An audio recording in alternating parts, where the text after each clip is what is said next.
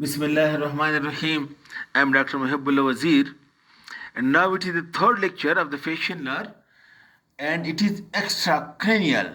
Look, the facial nerve come out through this stylomastoid foramen from over here, and as soon as it comes out from over here, it gives one branch which passes posteriorly. Look, and this branch is the posterior auricular nerve. Immediately, posterior auricular nerve. Posterior auricular nerve is given by the facial nerve which passes behind the ear, and it supplies the occipital berry of occipitofrontalis muscle and auricularis posterior muscle. And then it gives another branch too. Look, it gives another branch. Look over here. It gives another one posterior auricular, and then it gives two branches to these two muscles. This is posterior belly of digastric, and this is stylohyoid muscle. So the facial nerve coming out of the stylomastoid foramen immediately gives the posterior auricular nerve, which supplies the occipital belly of occipitofrontalis and auricularis posterior, and then give one branch to the posterior belly of digastric and one branch to the stylohyoid muscle. And then after that, note the point that the facial nerve now it enters into the substance of the parietal gland. Over here, this is the substance of the parietal gland. Parietal gland lies over here at the angle of the mandible.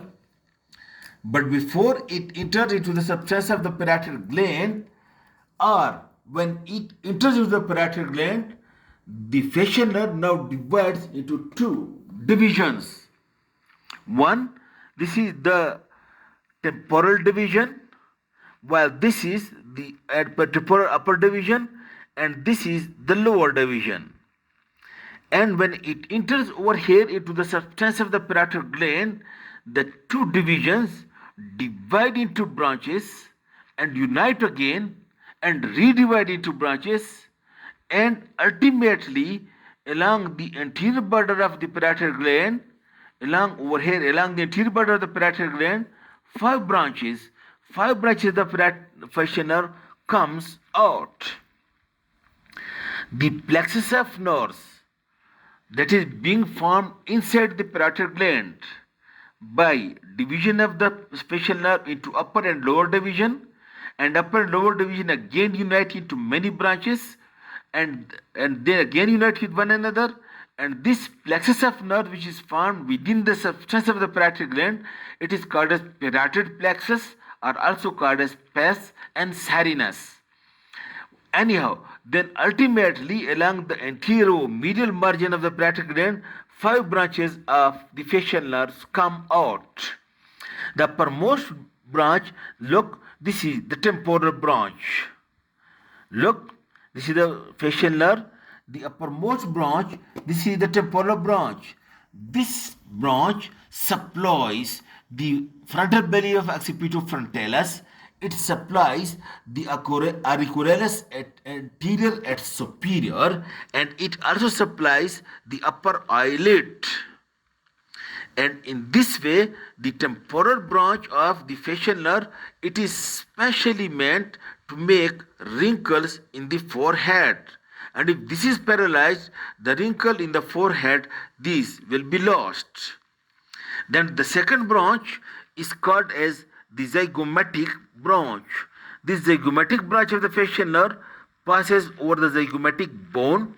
That's why if the zygomatic bone is injured or the zygomatic fractured, there is a danger that this zygomatic branch of the facial nerve may also be injured.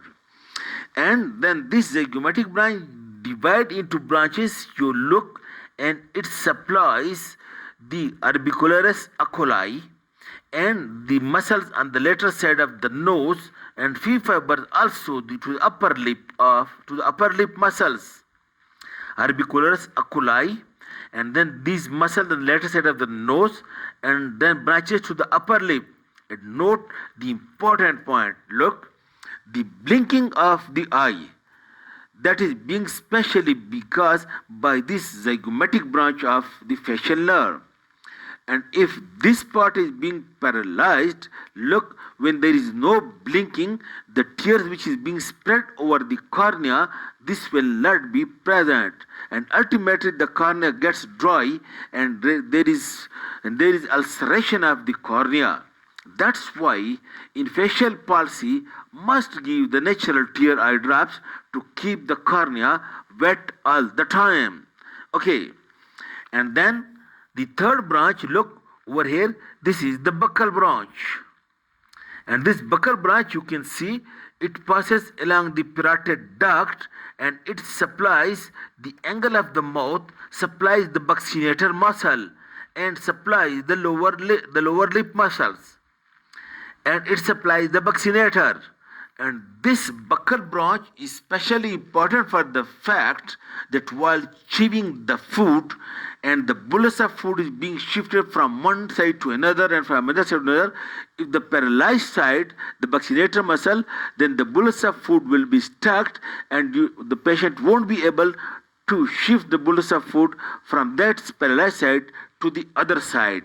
And this why the patient would be advised to please chewing on the normal side.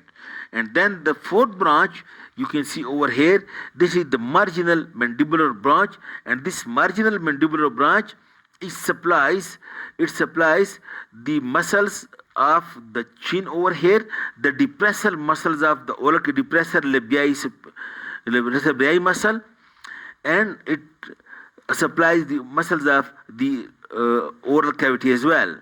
And the fifth branch, which is, look, this branch, which is the cervical branch. The cervical branch is especially important for the reason that the cervical branch of the facial nerve, it supplies the platysma muscle, which is a skin muscle present over here in the superficial fascia of the neck. In this way, the facial nerve, through its 5 branches, temporal branch, zygomatic branch, buccal branch, mandibular marginal branch, and cervical branch, it supplies the muscles of the facial expression, and it also supplies the occipito, the muscle of the scalp, and it also supplies the muscles of the ear. Orbicularis oculi and orbicularis oris, these are especially important muscles being supplied by the facial nerve. This is the extracranial course and relations of the facial nerve. Thank you very much.